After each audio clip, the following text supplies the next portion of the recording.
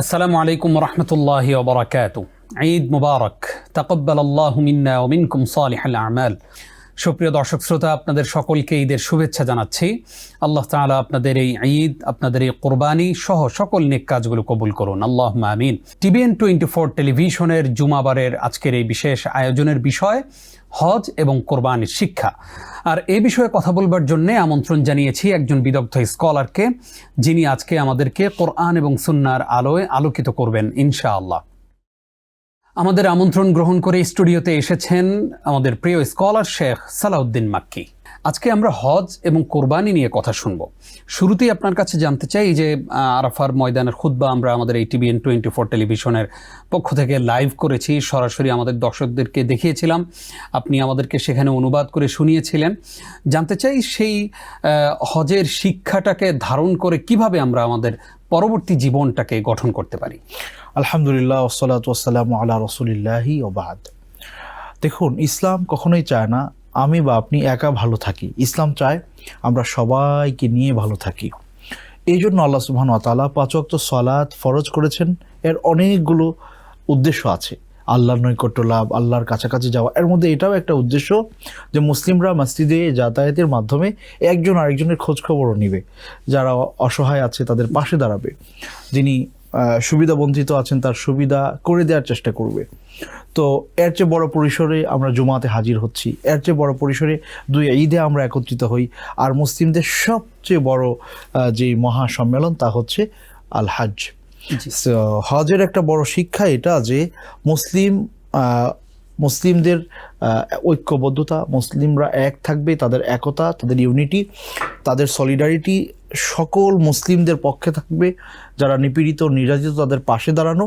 এটা হজের একটা বড় রকমের শিক্ষা যে আল্লাহ সুবহানাহু ওয়া তাআলা আমাদেরকে দেখাতে চাইলেন যে দেখো, তোমাদেরকে আমি এক এক অঞ্চলে এক এক জায়গায় পাঠিয়েছিলাম, কিন্তু আবার আমার ডাকে তোমরা আজকে আরাফার ময়দানে উপস্থিত হয়ে গেছো। সো অনুরূপভাবে দুনিয়ার যে কোনো প্রান্তে কোনো মুসলিম যদি অসহায় হয়ে থাকেন, নিপীড়িত নির্যাতিত হন, মুসলিমদের দায়িত্ব এবং কর্তব্য হবে তার পাশে থাকা। এটা একটা গুরুত্বপূর্ণ দিক। আরেকটা দিক হচ্ছে হজ আমাদেরকে আসলে কি শেখায়। হজ আল্লাহ ফরজ করেছেন ধনীদের উপরে, কিন্তু সেখানে যাওয়ার পর তাদের লাইফস্টাইলটা কিন্তু অসহায়, মিসকিন, ফকিরদের মতো। যে আপনার সামর্থ্য আছে অনেক মানে ভালো কাপড় চোপড় পরার, কিন্তু আপনাকে বলা হচ্ছে যে 2 টুকরা সাদা কাপড় আপনাকে পরতে হবে। আপনার সামর্থ্য আছে যে আপনি খুব ভালো জুতো পরিধান করবেন, কিন্তু সেখানে বলা হচ্ছে আপনাকে স্যান্ডেল পরতে হবে। সো আরাফাতের ময়দানে আপনি মাটিতে একটা কি বলে কার্পেট বিছিয়ে আপনি বসে আছেন। মুজদালিফার ময়দানে সেখানে একেবারে রাস্তায় খোলা আকাশের নিচে আপনি শুয়ে আছেন। সো হজ আমাদেরকে, আপনাদের সবাইকে শিক্ষা দিতে চায় যে দেখো, আনতুম ইবাদুল্লাহ, তোমরা সবাই আল্লাহর বান্দা। সুতরাং দুনিয়াতে তোমাকে আমি যা দিয়েছি সেটার জন্য বড়ত্ব, শ্রেষ্ঠত্ব, কর্তৃত্ব দেখায়ও না। তোমার যার উপরে কর্তৃত্ব করার ক্ষমতা আছে তার প্রতি ন্যায় বিচার করো, আদল করবা, কিন্তু কখনো জুলুম করবা না। কারণ তোমার চেয়ে বড় আমি, তোমাকে দেখো একত্রিত করতে পেরেছি এখানে। সো হজ আমাদেরকে শেখায় যে আমরা ইবাদুল্লাহ, আল্লাহর বান্দা। আমার সবচেয়ে বড় পরিচয় কি? যে আমি আল্লাহর একজন বান্দা, আমি একজন আল্লাহ সুবহানাহু ওয়া তাআলার সার্ভেন্ট। সো আমি দুনিয়াতে বড়ত্ব দেখাবো না, ধনী গরিব, কালো সাদা কোনো ভেদাভেদ আমি করব না। আচ্ছা, আরেকটা ব্যাপার হজ আমাদেরকে শিক্ষাতে, তা হচ্ছে হজের সার্টেইন টাইমটা, এই যে 5 দিন বা 7 দিন সময়, এই সময়ে যাবতীয় অনুশাসন যথাযথভাবে নির্দিষ্ট সময়ে পালন করতে হয়। সো ইসলাম আমাদেরকে শিক্ষা দিতে চায়, এই যে দেখো তুমি হজে আসছো, তোমাকে একটা নির্দিষ্ট সময়ে মিনায় যেতে হচ্ছে, নির্দিষ্ট সময়ে আরাফায় যেতে হচ্ছে, নির্দিষ্ট সময়ে মুজদালিফায় যেতে হচ্ছে, নির্দিষ্ট সময়ে পাথর থ্রো করতে হচ্ছে। সো তুমি যখন হজ থেকে ফিরে যাবা, সেখানে গিয়েও ইসলামের যে নির্ধারিত বিধানগুলো আছে সেগুলো তুমি যথাযথভাবে পালন করবা। এর পাশাপাশি হজের আরেকটা গুরুত্বপূর্ণ দিক হচ্ছে ওয়ালা জিদালা ফিল হজ। হজ আমাদেরকে শেখায় যে তুমি যদি কারোর কাছ থেকে কষ্ট পাও, ধৈর্য ধারণ করবা, তার সাথে ঝগড়া বিবাদে লিপ্ত হবে না। হজ আমাদের ধৈর্য শেখায়। সো হজে আলহামদুলিল্লাহ যে সকল হাজি সাহেবরা যান, নানান ধরনের মানে যা চাচ্ছি না তা হয়ে যাচ্ছে, এমন অনেক কিছুর মোকাবেলা আমাদের করতে হয়। সো তখন আমরা ধৈর্যের সাথে সেই জিনিসটাকে গ্রহণ করি আল্লাহর সন্তুষ্টির জন্য। সো আমাদের বাস্তবিক জীবনে যখন আমরা ফিরে আসব, তখনও কেউ যদি আমাকে কষ্ট দেয়, আমি তাকে কষ্ট দিব না, আমি ধৈর্য ধারণ করব, তাকে নাসিহা করব। আল্লাহর পক্ষ থেকে কোনো বালা মুসিবত যদি আমাকে পেয়ে বসে, আমি ধৈর্যের শিক্ষাটা হজ থেকে পাই, যে আমি মেনে নিব, এটার প্রতিদান আল্লাহ সুবহানাহু ওয়া তাআলা আমাকে দান করবেন আল্লাহ ইনশাআল্লাহ। কি চমৎকার করে আপনি বললেন। আমরা জানতে চাই এই যে তাওয়াফ করা, সাই করা, পাথর নিক্ষেপ করা, এই যে ইবাদতগুলো বা হজের আহকামগুলো, এখানে আসলে মাহাত্ম্যটা কি এবং এর মধ্যে এমন কি লুকায়িত আছে যেটা আমাদের জন্য কল্যাণকর? সুন্দর। রাসূল করিম সাল্লাল্লাহু আলাইহি ওয়াসাল্লাম একটি হাদিসে সুন্দর করে বলেছেন যে ইন্নামা জুইলাত তাওয়াফু বিল বাইত ওয়া সাফা ওয়াল মারওয়া লিইকামাতি যিকরিল্লাহ, যে আল্লাহ সুবহানাহু ওয়া তাআলা এখানে তাওয়াফ করা, সাফা মারওয়া সাই করা, ওয়া ইন্নামা জুইলা আর রামিউল জিমার, এই কাজগুলো কেন আমাদের জন্য নির্ধারণ করা হয়েছে? লিইকামাতি যিকরিল্লাহ, যাতে করে আল্লাহ সুবহানাহু ওয়া তাআলার শ্রেষ্ঠত্ব, বড়ত্ব এর ঘোষণা দেয়া যায়, আল্লাহর স্মরণ করা যায়, অর্থাৎ আল্লাহ সুবহানাহু ওয়া তাআলাকে সবসময় স্মরণে রাখা, আল্লাহকে ভুলে না যাওয়া। সো এটা একটা বড় হিকমা যে এই কাজগুলোর মাধ্যমে আমি আল্লাহকে স্মরণ করছি। আরেকটা ব্যাপার হচ্ছে আল্লাহ সুবহানাহু ওয়া তাআলা কোরআনে বলেছেন ওয়ামাই ইউআযযিম শাআইরাল্লাহ ফাইন্নাহা মিন তাকওয়াল কুলুব, যে মানুষ যখন আল্লাহ সুবহানাহু ওয়া তাআলার এই নিদর্শনগুলোকে, কাবা, হিজর ইসমাইল, তার রুকনে ইয়ামানি, তারপরে আরাফা, মিনা, মুজদালিফা, আল মাশআর আল মুকাদ্দাসা, এই জিনিসগুলোকে যারা সম্মান করে, এটা তার তাকওয়ার পরিচয়, অর্থাৎ তাকওয়া অর্জনের একটা ব্যাপার এখানে রয়েছে। জি। এর পাশাপাশি আপনার আমরা জানি আল্লাহ রাসূল সাল্লাল্লাহু আলাইহি ওয়াসাল্লাম স্পষ্ট করে বলেছেন যে তাবিউ বাইনাল হাজ্জি ওয়াল উমরা ফাইন্নাহুমা ইয়ানফিয়ানিল ফাকরা ওয়াদ দুনুবা কামা ইয়ানফিল কিরু খাবাতাল হাদিদ, যে তোমরা হজ এবং উমরা সামর্থ্য থাকলে করতেই থাকো, করো, কারণ এটা তোমাদের দারিদ্রতা দূর করে, তোমাদের গুনাহ মাফ করে। এক্ষেত্রে সে একটু প্রশ্ন, সেটা হচ্ছে যে আমি মানুষের ঋণ পরিশোধ করলাম না, জি, আমার শ্রমিক কর্মচারীরা আমার কাছ থেকে তাদের বেতন, বোনাস সবকিছু পায়, এগুলো সব কিছু রেখে তাদের পাওনা পরিশোধ না করে আমার ভাই বোনদের হক আমি নষ্ট করলাম, এগুলো সব কিছু করে আমি বারবার হজ উমরা করতেছি, তাহলে আসলে বিষয়টা কেমন হলো? বুঝতে পারছি। আমি আগের কথাটা শেষ করে আপনার এখানে আসছি। তো আল্লাহ সুবহানাহু ওয়া তাআলা তো ধনীদের উপর হজ ফরজ করেছেন, কিন্তু বলা হচ্ছে যে দারিদ্রতা দূর করে দেয়। তার মানে আসলে আমাদের সবারই অপ্রাপ্তির নানান বেদনা আছে, আমাদের অনেক চাওয়া আছে যেগুলো আমি কোনোভাবেই পাচ্ছি না, আমার ভেতরে শূন্যতা আছে। সো বাইতুল্লাহতে একজন ব্যক্তি যখন তাওয়াফে যান, সাফা মারওয়া সাই করতে যান, এই জায়গাগুলোতে কিন্তু দোয়া কবুল হয়। মুলতাজাম রয়েছে, আপনার সাফা পাহাড়ে, মারওয়া পাহাড়ে উঠে দোয়া করার কথা হাদিসে আসছে, তাওয়াফরত অবস্থায় দোয়া করার কথা হাদিসে আসছে। তো এই সময়টা আল্লাহ সুবহানাহু ওয়া তাআলা এগুলো নির্ধারণ করেছেন এই জন্য যে আমরা আমাদের অপ্রাপ্তির বেদনাগুলো সেখানে গিয়ে শেয়ার করব, আর প্রাপ্তি নিয়ে আমরা সেখান থেকে ফিরে আসব। দ্বিতীয় যে ব্যাপারটা আপনি বললেন যে এমন অনেক মানুষ হয়তো রয়েছেন যারা হাক্কুল ইবাদ বা বান্দার হক নষ্ট করে তিনি নফল ইবাদতে ব্যস্ত আছেন, হজে যাচ্ছেন একবার, আবার যাচ্ছেন, সেটা নফল তার জন্য, বারবার উমরা সফরে যাচ্ছেন, এগুলো তো তার জন্য নফল, কিন্তু তার কদা উদ্দাইন বা ঋণ পরিশোধ করা এটা কিন্তু তার উপরে ওয়াজিব। জি জি। সো আল ওয়াজিব মুকদ্দামুন আলা আন নফল বা আত-তাতাওয়ু, নিঃসন্দেহে ওয়াজিবটা অবশ্যই প্রায়োরিটি পাবে নফলের আগে। এখন কোনো ব্যক্তি যদি বান্দার হক আদায় না করে, হাকুল ইবাদ যেটা, যে ব্যক্তি আমার কাছে পাওনাদার, সে he is knocking the door, বলতেছে আমাকে পাওনা দেন, বাট আমি দিচ্ছি না, আমি উমরায় চলে যাচ্ছি বা হজে চলে যাচ্ছি, এই জায়গায় রমজানে এতেকাফে বসে যাচ্ছি, তো এই কাজগুলো সুস্পষ্ট হারাম, কোনোভাবেই বৈধ হবে না, এবং তার এই হজ এবং উমরা বাস্তবিক করতে আল্লাহর জন্য না। এটা আমি কিভাবে বুঝবো আল্লাহর জন্য না? কারণ যে আল্লাহ আমার উপরে ঋণ পরিশোধ করাকে ওয়াজিব করেছেন, সেই আল্লাহ উমরায় যাওয়া আমার জন্য নফল করেছেন। সো আমি আল্লাহর ওয়াজিবকে একপাশে ফেলে আমি আল্লাহর নফল করতে যাচ্ছি, নফল আদায় করতে যাচ্ছি। সো এই নফল বেসিক্যালি আল্লাহর জন্য না, যেটা হয়তো দুনিয়ার কোনো স্বার্থের কারণে। এই জন্য অবশ্যই ঋণ পরিশোধ করে তারপরে এই সকল নফল কাজে যেতে হবে। আল্লাহ আমাদেরকে বুঝার তৌফিক দান করুন, আল্লাহুম্মা আমিন। আমরা অনেকেই কোরবানি করি, আলহামদুলিল্লাহ, যার যার সামর্থ্য অনুযায়ী বড় গরু, ছোট গরু, মাঝারি গরু, কেউ উট, দুম্বা, খাসি কোরবানি করি। কাদের কোরবানি আসলে কবুল হয়? বুঝতে পারছি। দেখুন, আল্লাহ সুবহানাহু ওয়া তাআলা কোরআনে তো বলেছেন যে লা ইয়ানালাল্লাহা লুহুমুহা ওয়ালা দিমাউহা ওয়ালাকিন ইয়ানালুহু তাকওয়া মিনকুম, যে আল্লাহ সুবহানাহু ওয়া তাআলার কাছে তোমাদের এই রক্ত, গোশত কোনো কিছু পৌঁছায় না, পৌঁছায় তোমাদের তাকওয়া। সুতরাং যিনি আল্লাহ সুবহানাহু ওয়া তাআলার জন্য খালেসভাবে আল্লাহকে পাওয়ার জন্য, আল্লাহকে সন্তুষ্ট করার জন্য এটা একটা ইবাদাহ, এটা মনে করে তিনি জবে করলেন, আল্লাহ সুবহানাহু ওয়া তাআলা তার পক্ষ থেকে কবুল করবেন। আল্লাহ। এর পাশাপাশি ইন্নাল্লাহা তাইয়িবুন ওয়া লা ইয়াকবালু ইল্লা আত-তাইয়িব, আল্লাহ সুবহানাহু ওয়া তাআলা তিনি পবিত্র সম্পদ না হলে আল্লাহ সুবহানাহু ওয়া তাআলা সেখান থেকে কেনা মানে ডলার যেটা আপনি অবৈধভাবে কারো কাছ থেকে নিয়েছেন, সেটা দিয়ে আপনি যদি অনেক হাজার হাজার ডলার খরচ করেও আপনি কোরবানি করেন, আল্লাহ সুবহানাহু ওয়া তাআলা সেটা কবুল করবেন না। আপনার earning source definitely it should be হালাল, দেন আল্লাহ সুবহানাহু ওয়া তাআলা আপনার কোরবানি কবুল করবেন ইনশাআল্লাহ।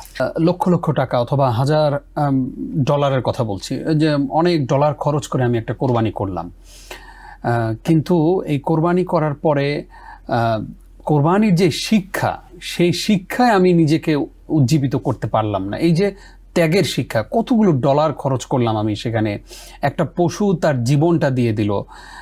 এরপরে ইব্রাহিম আলাইহিস সালাতু ওয়াস সালাম, সেই ঘটনা তো আমাদের সামনে আছেই, আপনি বিগত পর্বগুলিতে শেয়ারও করেছেন। তো কোরবানি থেকে আসলে আমাদের জন্য কি শিক্ষা, এবং সেই শিক্ষাটা আমরা সমাজে কিভাবে ছড়িয়ে দিতে পারি? বারাকাল্লাহু ফিকুম। আমিন। দেখুন, আল্লাহ সুবহানাহু ওয়া তাআলা ইব্রাহিম আলাইহিস সালাতু ওয়াস সালামের ঘটনাকেই কোরবানির ইস্যুতে তুলে নিয়ে এসেছেন। যেহেতু ইব্রাহিম আলাইহিস সালাতু ওয়াস সালামকে আল্লাহ সুবহানাহু ওয়া তাআলা অনেক বেশি পরীক্ষা করেছেন এবং সকল পরীক্ষায় তিনি উত্তীর্ণ ছিলেন এবং আল্লাহ সুবহানাহু ওয়া তাআলা তার মর্যাদা সমুন্নত করেছেন। সো আমরা কোরবানি থেকে যে জিনিসটা খুব ভালোভাবে শিখতে পারি তা হচ্ছে যে দুনিয়াতে আল্লাহ সুবহানাহু ওয়া তাআলা আমাদেরকে অজস্র নেয়ামতে ভূষিত করেছেন। আমি হয়তো সেটা পাওয়ার যোগ্য না, কিন্তু আল্লাহ আমাকে দান করেছেন। সো এই জায়গায় থেকে এই নেয়ামতটাকে আমি আল্লাহ সুবহানাহু ওয়া তাআলার এই নেয়ামতটা যেন আমার জন্য জান্নাতের ওসিলা হয়, এটা যেন নিকমা হয়ে আমাকে জাহান্নামের দিকে না নিয়ে যায়। জি, আল্লাহ সুবহানাহু ওয়া তাআলা আমাকে যতটুকু সামর্থ্য দিয়েছেন, এই সামর্থ্যকে আমি কতটা আল্লাহর পথে ব্যয় করতে পারছি, এটা যখন আপনি নিশ্চিত করতে পারবেন, তখন কোরবানির শিক্ষা আমার ব্যক্তি জীবনে, আমার পারিবারিক জীবনে, আমার সোসাইটিতে আমি বাস্তবায়ন করতে পারবো। অর্থাৎ আল্লাহ সুবহানাহু ওয়া তাআলা ইব্রাহিম আলাইহিস সালামকে নিয়ামত দিয়েছেন, এরপরে তিনি সেটা ফেরত চাইলেন, তিনি দিতে রাজি হয়ে গেলেন।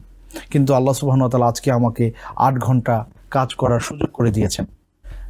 জি, এই কাজের ফাঁকে 10 মিনিট সময় লাগবে, আমি সলা অফার করব, কিন্তু আমি সেদিকে যাচ্ছি না, তাহলে কোরবানির শিক্ষা এখানে বাস্তবায়িত হচ্ছে না। জি, জি, আমি হাজার হাজার ডলার প্রতি মাসে কামাই করছি, ফিলিস্তিনে আমার অসহায় মা বোনেরা এই অবস্থায় আছে, দেশে আমার অসংখ্য আত্মীয় স্বজনরা আছেন যাদেরকে দেখার কেউ নাই, আমি এখানে একটা বাড়ি করেছি, আমি আরও 2টা বাড়ি করতে চাচ্ছি। সো এই জায়গায় আমি তাদের পাশে আমি দাঁড়াচ্ছি না। কোরবানি আমাকে যথাযথভাবে শিক্ষা কোরবানি থেকে আমি নিতে পারিনি, যদি নিতে পারতাম তাহলে এখানেও আমি স্যাক্রিফাইস করতাম। জি, জি, আরেকটা ব্যাপার আছে, সেটা হচ্ছে আমি এই জিনিসটা অনুভব করি যে আপনি অনেক বড় একটা পশু কিনে কোরবানি করলেন, অনেকেই দেখলো, এটা কতটা আমি আল্লাহর জন্য করছি সেই ব্যাপারটা নিশ্চিত হওয়ার জন্য গোপনে কেউ জানবে না, সেখানে এরকম বা তার চেয়ে বেশি পরিমাণে খরচ করতে হবে। তাহলে আপনি আল্লাহকে নির্জনে বলতে বলবেন যে আল্লাহ, মানুষকে দেখাতে হবে এই জন্য আমি করছি না, তোমার জন্যই করছি, কিন্তু মানুষ দেখে ফেলেছে, কিন্তু এই যে এখনো আমি কিছু করছি যেটা কেউ জানে না। সো আল্লাহ, এই নির্জনে আমি আপনার জন্য খরচ করছি, আপনার জন্য ব্যয় করছি, মানুষের পাশে দাঁড়াচ্ছি, অসহায়দের পাশে আমি আছি। আল্লাহ, তুমি এই নির্জনের ইবাদতটুকু কবুল করো, আর প্রকাশ্যে যেটা হয়েছে সেটাও তুমি কবুল করো। অর্থাৎ আপনার প্রকাশ্যে যা আপনি আল্লাহর জন্য খরচ করছেন সেটার একটা পোর্শন নির্জনেও গোপনেও থাকতে হবে। তখন আল্লাহকে আপনি বলতে পারবেন যে আল্লাহ, প্রকাশ্যে গোপনে 2টাই আমি আপনার জন্য করছি, আপনি কবুল করেন। সো আমাদের নিবেদন থাকবে যারা আজকে অনেক বড় বড় পশু জবাই করেছেন, যে সারা বছর আপনারা অসহায়দের পাশে থাকেন, নিপীড়িত, বঞ্চিত, নিষ্পেষিত মানুষের পাশে থাকেন, এবং আল্লাহ সুবহানাহু ওয়া তাআলা আপনার এবং আমার উপরে যে অব্লিগেশনগুলো দিয়েছেন সেগুলো ব্যক্তি জীবনে, পারিবারিক জীবনে যথাযথভাবে পালন করার চেষ্টা যদি আমরা করি, তাহলে আমাদের কোরবানির মূল যেই দাবি আমাদের কাছে সেটা বাস্তবায়িত হবে। প্রিয় দর্শক, আপনারা TBN 24 টেলিভিশনের পর্দায় হজ এবং কোরবানি সংক্রান্ত গুরুত্বপূর্ণ আলোচনা দেখছেন। অনুষ্ঠানের এ পর্যায়ে ছোট্ট একটি বিরতি নিচ্ছি, কিছুক্ষণ পর ফিরছি, আমাদের সঙ্গেই থাকুন। প্রিয় দর্শক, আপনাদেরকে আরও একবার স্বাগত জানিয়ে শুরু করছি TBN 24 টেলিভিশনের জুমাবারের বিশেষ আয়োজন ইসলামী সমাধান। আজকে আমরা কোরবানি এবং হজ সংক্রান্ত বিষয়ে আলোচনা করছি, আর গুরুত্বপূর্ণ আলোচনা উপস্থাপন করছেন আমাদের প্রিয় স্কলার শেখ সালাউদ্দিন মাক্কি। শেখ, আপনাকে আরো একবার স্বাগত। হাইয়াকুমুল্লাহ। আকরামাকাল্লাহ। উস্তাজ, আমরা এবার আপনার কাছে জানতে চাই, আমরা দেখি যে ঈদের সালাতের পরে কোরবানির মাংস বন্টন বলেন বা ভাগাভাগি বলেন, কাটাকাটি সব কিছু শেষ করে আমরা পরিবারের সদস্যরা যেখানে একীভূত হয়ে হয়তো কোনো জায়গায় একটু ট্যুরে যেতে পারতাম, একটু ঘুরতে বেরোতে পারতাম। যেহেতু আমেরিকার এই যান্ত্রিক জীবনে আমরা পরিবারকে সময় দেওয়ার সময়ও পাই না সেই রকম। তো ছুটি যখন থাকে তখন পরিবারকে নিয়ে একটু সময় দেয়া, পরিবারের সন্তানদের কিছু শখ আহ্লাদ থাকে সেগুলো একটু পূরণ করা। ঈদের দিনটাতেও আমরা অনেক সময় আমাদের কাছে খবর আসে যে সন্তান এক রুমে মোবাইল টিপছে, মা আর এক রুমে, ভাই এক রুমে, বাবা আর এক রুমে গেমস খেলছে বা তার অফিসের অন্য কাজ করছে। এই যে একজনের কাছ থেকে আলাদা এবং সম্পর্কগুলো দিন দিন ঠুনকো হয়ে যাচ্ছে, এই ব্যাপারে আসলে আপনি কি বলবেন? পারিবারিক সম্পর্কটা আমাদের আরো কতটা সুদৃঢ় হওয়া প্রয়োজন বলে মনে করেন? জি, সুন্দর কথা বলেছেন। আসলে বাস্তবিক অর্থে আমরা আমাদের পরিবারগুলোকে যেভাবে সময় দেওয়া দরকার ওইভাবে আমরা সময় দিতে পারছি না। আল্লাহ রাসূল সাল্লাল্লাহু আলাইহি ওয়াসাল্লাম আমাদেরকে এই ব্যাপারে গুরুত্ব আরোপ করেছেন, বোঝাতে চেয়েছেন আমরা যেন আমাদের সন্তানদেরকে দ্বীনের উপরে গড়ে তুলি, তাদেরকে সময় দেই। যেমন এক হাদিসে আল্লাহ রাসূল সাল্লাল্লাহু আলাইহি ওয়াসাল্লাম বলেছেন, মুরু আওলাদাকুম ওয়াহুম আবনা সাবঈ সিনিন, তোমাদের সন্তানদের বয়স যখন 7 বছর তাদেরকে সলাতের অর্ডার করো। এখন প্রশ্ন হচ্ছে 7 years old আপনার বেবির, আপনি তাকে সলাতের অর্ডার করবেন কিভাবে? তাকে যদি আপনি সলাটা আগে না শিখিয়ে থাকেন। তার মানে ইসলাম বলতে চাচ্ছে যে 7 বছর বয়সে উপনীত হলে তাকে তুমি সলাতের অর্ডার করবা, কিন্তু এর আগে তুমি যখন সলা অফার করবা তোমার সাথে তাকে দাঁড় করাবা, তোমার থেকে সে দেখবে, শিখবে, এইভাবে সে আস্তে আস্তে বড় হবে। এবং সন্তানদের তারবিয়ার ব্যাপারে ইসলাম খুব বেশি গুরুত্ব দিয়েছে, বিশেষ করে মায়েদের তাদেরকে নাসিহা করা হয়েছে তারা যেন তাদের সন্তানদেরকে উত্তম তারবিয়া দান করে। সো এটা তো বাস্তবিক কথাই যে আমি যখন আমার সন্তানকে সময় দিতে পারবো না, আমি যখন তাকে দিতে পারছি না, তখন সে আমাকে সেটার ফিডব্যাক ওইভাবে দিবে না। সো ঈদের দিনে আমাদের দায়িত্ব এবং কর্তব্য এটাও যে আমরা পারিবারিকভাবে কোথাও ঘুরতে গেলাম, একসাথে সময় কাটালাম, দিনই কোনো পরিবেশে যাওয়া, দিনের ভালো আলোচনা যদি হয় সেগুলো শোনা। তো যতটা সম্ভব একজন আরেকজনকে ভালোবাসা, শ্রদ্ধাবোধ তৈরি হবে সন্তানদের বাবার প্রতি, মায়ের প্রতি। এখন আমাদের যেটা হচ্ছে যে আমরা হয়তো তাদের লেখাপড়ার ব্যবস্থা করে দিচ্ছি, তারা লেখাপড়া করছে, আমরা হয়তো তাদের অর্থের প্রয়োজন, অর্থের ব্যবস্থা করে দিচ্ছি, হচ্ছে, কিন্তু ওই যে মাওয়াদ্দা, আন্তরিকতা, উদ যেটা ভালোবাসা, সেটা ওইভাবে আমরা তাদেরকে প্রপারলি দিতে পারছি না। আমরা বস্তুগত জিনিসটা তাদেরকে দিচ্ছি এবং তারাও বড় হয়ে যাওয়ার পরে তারা আমাকে হয়তো অর্থ সহায়তা করতে পারে বা আমাকে, তার সাথে আমার সম্পর্কটা কেমন যেন একটা যান্ত্রিক সম্পর্ক, যে রুহানি যে সম্পর্কটা সেটা নাই। কেন? কারণ আমি ছোটবেলা থেকে তার সাথে সেই রুহানিয়াত নিয়ে বড় হতে পারছি না। আমি ব্যস্ত থাকি, আমার ওয়াইফ ব্যস্ত থাকেন। সো আমি যখন কাজে যাই তখন আমার ওয়াইফ আরেক কাজে চলে যায়, আমার বাচ্চারা অন্যের সাথে বড় হচ্ছে। সো এই ব্যাপারগুলো আমাদের সন্তানদেরকে যথাযথভাবে বিরুল ওয়ালিদাইন বা বাবা মায়ের প্রতি যেই আন্তরিকতা সেটা শেখায় না। কারণ কোরআনের দোয়াটা কিভাবে শিখিয়েছে আপনি দেখেন যে রব্বির হামহুমা কামা রব্বায়ানি সগীরা, যে হে আল্লাহ আপনি আমার বাবা মাকে ওইভাবে রাখেন যেভাবে ওনারা আমাকে ছোটবেলায় আমাকে লালন পালন করেছিল। তো আমি যদি আমার সন্তানকে নিজের কাছে না টানি, ভালোবাসা না দেই, হ্যাঁ, তাহলে তার কাছ থেকে বা সে যে আল্লাহকে বলবে সেই প্রাপ্তিটাও আমি ওইভাবে পাবো না। এই জন্যে উচিত প্রত্যেকটা পরিবারের যে আমরা যেন আমাদের সন্তানদেরকে সময় দিই, জি, তাদেরকে নিয়ে ঘুরতে যাই, তাদেরকে নিয়ে শপিংয়ে যাই, অর্থাৎ হালাল যত রকমের কাজ আছে সেগুলো তাদেরকে সাথে করে নিয়ে যেন আমরা করি। এতে করে আমাদের সন্তানেরা এই ব্যাপারগুলোতে আমাদের সাথে অভ্যস্ত হবে এবং আমরা যখন এক সময় বৃদ্ধ হয়ে যাব তখন তারা সেই ভালোবাসাগুলো আমাদেরকে ফেরত দিবে। এটা খুবই চমৎকার করে বললেন। আমাদেরকে এই নাসিহাটা গ্রহণ করা খুব জরুরি, কারণ আমাদের সাথে আমাদের সন্তানদের সম্পর্কের মধ্যে ফাটল তৈরি হয়ে আছে। ম্যাক্সিমাম জায়গা থেকে এই কমপ্লেনগুলো আসে এবং প্রায় মানুষজন কমপ্লেন করে, ইসলামিক সেন্টারগুলোতে প্রশ্ন নিয়ে যায় যে আমার সন্তান কথা শোনে না, তার জন্য আমি এই করেছি। আপনি যে নাসিহাগুলো করলেন আমরা আশা করি আমাদের দর্শকরা সেগুলো মেনে চলবেন ইনশাআল্লাহ। আপনি বলেছিলেন শেখ স্যাক্রিফাইসের কথা, ত্যাগের কথা বলেছেন যে কোরবানি থেকে আমাদের শিক্ষা হচ্ছে ত্যাগের, স্যাক্রিফাইসের।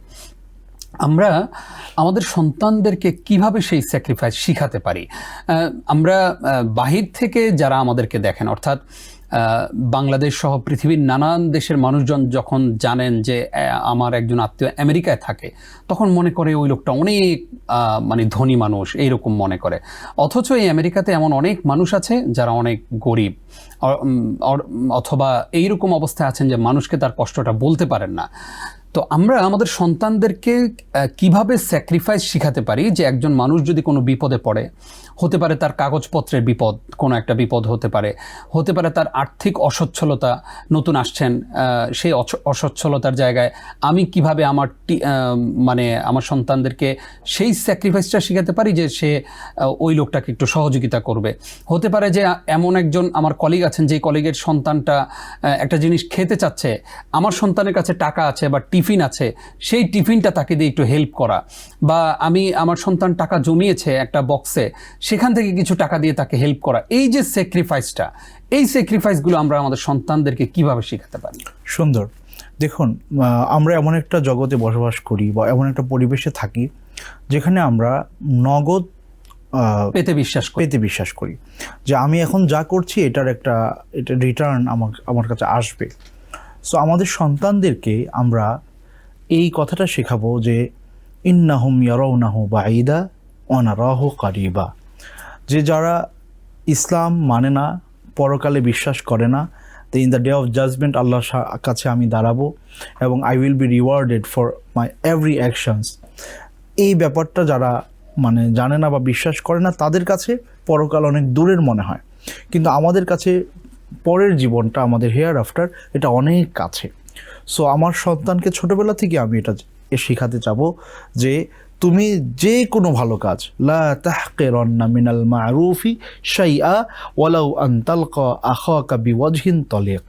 আল্লাহ, যে হে আমার প্রিয় বাবা, আল্লাহ রাসূল সাল্লাল্লাহু আলাইহি সাল্লাম আমাকে আমাদের সবাইকে বলেছে যে ভালো কাজ, অন্যের জন্য কল্যাণমূলক কাজ, সেটা যতই ছোট হোক তুমি সেটাকে ছোট করে দেখবা না, তোমার কাছে এটা বড় মনে হবে।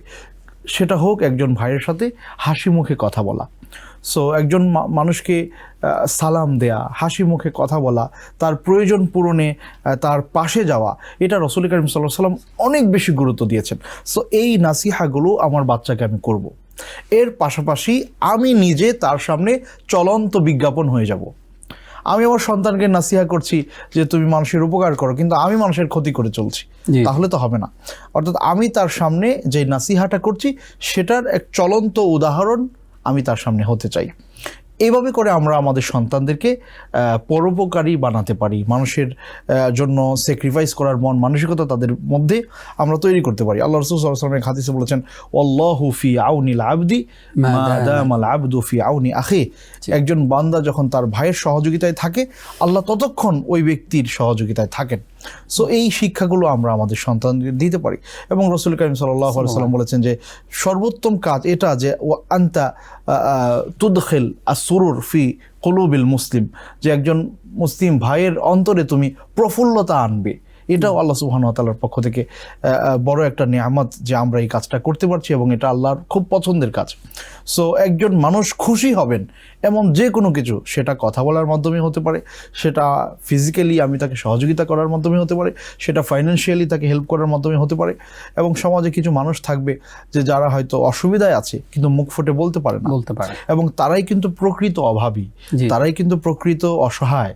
সো তাদের পাশে দাঁড়ানো, তাদের পাশে থাকা এবং তাদেরকে সহযোগিতা করা, এটা ঈমানের দাবি, ইসলামের দাবি, রাসূলের দেখানো পথ এবং শিক্ষা। সো এই কাজগুলো আমরা একদিক থেকে বাচ্চাদেরকে নাসিহা করব, তাদেরকে শেখানোর চেষ্টা করব, ইসলামিক স্কলাররা যেই মানে মেসেজগুলো দিচ্ছেন সেগুলো তাদের কাছে পৌঁছাবো। এর সাথে সাথে ইন দ্য সেম টাইম আমি সেগুলোর চলন্ত উদাহরণ হয়ে তার সামনে থাকবো। এতে করে আমার বাচ্চারা ইনশাআল্লাহ দিন বুঝবে, দিন শিখবে, মানুষের কল্যাণে কাজ করবে, এবং এটার মাধ্যমে সে জান্নাত পর্যন্ত চলে যাওয়ার চেষ্টা করবে ইনশাআল্লাহ। জানতে চাই যে যারা হজে গেছেন, তারা তো যাদের নসিবে হজ্জে মাবরুর আছে, তারা একদম নিষ্পাপ শিশুর মতো আবার ফিরে আসবেন। সেই সম্মানিত হাজিদের সম্পর্কে আপনার কাছে এবার জানতে চাই, তারা আসলে তাদের পরবর্তী জীবনটা কিভাবে পরিচালনা করবেন? সুন্দর। দেখুন, হজ এমন একটি অধ্যায়, যে অধ্যায় আমার জীবনকে নতুন করে শুরু করার একটা সুযোগ তৈরি করে দিল। আল্লাহ রাসূল সাল্লাল্লাহু আলাইহি ওয়াসাল্লাম একটা হাদিসে বলেছেন যে মান হাজ্জা ফালাম ইয়ারফুস ওয়ালাম ইয়াফসুক রাজাআ কায়াউমিন ওয়ালাদাতহু উম্মুহু। যে ব্যক্তি হজ সম্পন্ন করলো, গুনাহের কাজে লিপ্ত হলো না, পাপাচারে লিপ্ত হলো না, মন্দ কর্মে লিপ্ত হলো না, ওই ব্যক্তি আল্লাহর জন্য যদি হজ করে থাকেন, তাহলে হজ সম্পন্ন করার সাথে সাথে তিনি দুনিয়াতে এমন আরেকটা লাইফ পেলেন, ওই লাইফটা ওই দিনের মতো যেদিন তার মা তাকে জন্মদান করেছিল। সুবহানাল্লাহ। সো এটা একটা নতুন লাইফ আপনার জন্য, নতুন অধ্যায়। সো এটাকে কোনোভাবেই কলঙ্কিত করা যাবে না, এটাকে কোনোভাবেই দূষিত করা যাবে না, এটাকে কোনোভাবেই আমরা বলি যে স্বাধীনতা অর্জনের চেয়ে রক্ষা করাটা কঠিন। সো এই প্রাপ্তি পাওয়ার পরে এই প্রাপ্তিটাকে ধরে রাখতে হবে। সো হজ থেকে যারা ফিরবেন, ফেরার পরে অনেকের ভেতরেই প্রত্যাশা থাকে যে মানুষ আমাকে হাজি বলে সম্বোধন করবে। আমি এই জায়গায় একটা কথা বলি যে মানুষ আপনাকে হাজি বলে সম্বোধন করুক, আলহাজ বলুক, এটা দোষের কিছু না, কিন্তু অন্তর থেকে সেটা কামনা করা বা লালন করা যে মানুষ বলুক, সেটা কিন্তু নাজায়েজ। জি জি। আপনি হজ করেছেন আল্লাহর জন্য, সো কে আপনাকে হাজি বললো আর কে বললো না, সেই অন্তরে সেটা লালনের কিছু নাই। সুতরাং সেই প্রত্যাশা আপনার থাকবে না। মানুষ বললে আলহামদুলিল্লাহ, এটা আপনার জন্য দোয়া যে আল্লাহ আপনার হজকে কবুল করুন। সো আপনি হজ করে আসছেন মানে আপনি একজন জান্নাতি মানুষ। সো এই এই এই ফয়সালাটাকে আপনার ধরে রাখতে হবে। কিভাবে ধরে রাখবেন? আল্লাহ সুবহানাহু ওয়া তাআলার আরোপিত ফরজ কাজগুলো যথাযথভাবে আদায় করা, আল্লাহ সুবহানাহু ওয়া তাআলার নিষিদ্ধ কাজগুলো থেকে নিজেকে সবচেয়ে দূরে রাখা, আল্লাহ সুবহানাহু ওয়া তাআলা যা হালাল করেছেন সে ব্যাপারে গুরুত্ব দেয়া, যা হারাম করেছেন তা থেকে বিরত থাকা, এর পাশাপাশি মানুষের উপকার করা, মানুষের কল্যাণে কাজ করা। আল্লাহ আমাদের তৌফিক দিন। আল্লাহুম্মা আমিন। শেখ, আমরা অনুষ্ঠান শেষ করব। একেবারেই সংক্ষেপে আপনার কাছে জানতে চাই, আমেরিকা সহ পৃথিবীর প্রায় সব দেশেরই, অনেক দেশেরই কথা আমরা শুনেছি যাদের হাজী সাহেবরা সেখানে মৃত্যুবরণ করেছেন। হজ করতে গিয়ে যদি কেউ মৃত্যুবরণ করে, আসলে তার ব্যাপারে ইসলাম কি বলে এবং রাসূল সাল্লাল্লাহু আলাইহি ওয়াসাল্লাম কোনো সুসংবাদ দিয়েছেন কিনা? জি, আল্লাহ রাসূল সাল্লাল্লাহু আলাইহি ওয়াসাল্লাম একটি হাদিসে সুস্পষ্ট করে বলেছেন যে ইয়াকুমু ইয়াউমাল কিয়ামাতি মুলাব্বিয়ান, যে ব্যক্তি ইহরাম অবস্থায়, মুহরিম অবস্থায় তিনি মৃত্যুবরণ করেন, হজে গিয়েছেন, উমরায় গিয়েছেন, মৃত্যুবরণ করেন এবং তার পরনে হারাম ছিল, এই অবস্থায় তিনি মারা গেলেন, আল্লাহ রাসূল সাল্লাল্লাহু আলাইহি ওয়াসাল্লাম বলেছেন ইয়াকুমু ইয়াউমাল কিয়ামাতি মুলাব্বিয়ান, কিয়ামতের দিন দুনিয়ার সকল মানুষেরাই উঠবে নানানভাবে, কিন্তু এই মানুষটা লাব্বাইক আল্লাহুম্মা লাব্বাইক লাব্বাইক লা শারীকা লাক লাব্বাইক, এই লাব্বাইক ধ্বনি দিতে দিতে সে কবর থেকে উঠবে। সুবহানাল্লাহ। সো দুনিয়ার সব মানুষ জানবে যে এই মানুষটা ইহরাম অবস্থায় তিনি মৃত্যুবরণ করেছেন। সেটা কি উমরায় গিয়ে হলেও হবে? জি, ইহরাম পরিহিত অবস্থায় হলেই হলো, হোক সেটা হজের জন্য বা উমরার জন্য। ইয়াকুমু ইয়াউমাল কিয়ামাতি মুলাব্বিয়ান, তিনি তাকবীর এরকম লাব্বাইক আল্লাহুম্মা লাব্বাইক এই তালবিয়া পড়তে পড়তে তিনি তার কবর থেকে উঠে আল্লাহর সামনে এসে দাঁড়াবেন। সো তার মর্যাদাটা সবার চেয়ে অন্যরকম। জাযাকাল্লাহ খাইর উস্তাজ, অনেকগুলো বিষয় আপনার কাছ থেকে আজকে আমরা উপকৃত হলাম। কষ্ট করে আজকের এই দিনে আপনি আমাদেরকে সময় দেওয়ার জন্য আপনাকে TBN 24 টেলিভিশনের পক্ষ থেকে ধন্যবাদ জানাচ্ছি। আমিও আপনাদের শুকরিয়া আদায় করছি আমাকে এত চমৎকার আয়োজনে ইনভাইট করার জন্য। So much thankful to you. বারাকাল্লাহ। হায়াকুমুল্লাহ। প্রিয় দর্শক, এতক্ষণ যারা আমাদের সঙ্গে ছিলেন আপনাদেরকেও ধন্যবাদ জানাচ্ছি। আল্লাহ তাআলা আপনাদের জীবনটাকে সুন্দর করে দিন, ঈদের এই অনাবিল আনন্দকে পৃথিবীর সবার মাঝে ছড়িয়ে দেওয়ার তৌফিক দান করুক, আমিন। আজ এই পর্যন্তই। আপনারা দেখছিলেন হজ এবং কোরবানি সংক্রান্ত বিষয়ে আমরা অনেক গুরুত্বপূর্ণ আলোচনা করেছি। আল্লাহ তাআলা প্রত্যেকটি শব্দ থেকে আমাদেরকে উপকৃত হওয়ার তৌফিক দান করুক, আমিন। আজ এই পর্যন্তই। আগামী সপ্তাহের পর্ব দেখবার আমন্ত্রণ জানিয়ে আজকের মতো এখানে বিদায় নিচ্ছি। নিজাম বিন মুহিব। আসসালামু আলাইকুম ওয়া রাহমাতুল্লাহি ওয়া বারাকাতুহু। TBN 24 টেলিভিশন দেখতে আজই কল করুন 7187776556। লগ ইন করুন www.totalcablebd.com। নিউ ইয়র্ক থেকে সম্প্রচারিত TBN 24 টেলিভিশন বিশ্বজুড়ে বাঙালির কণ্ঠস্বর।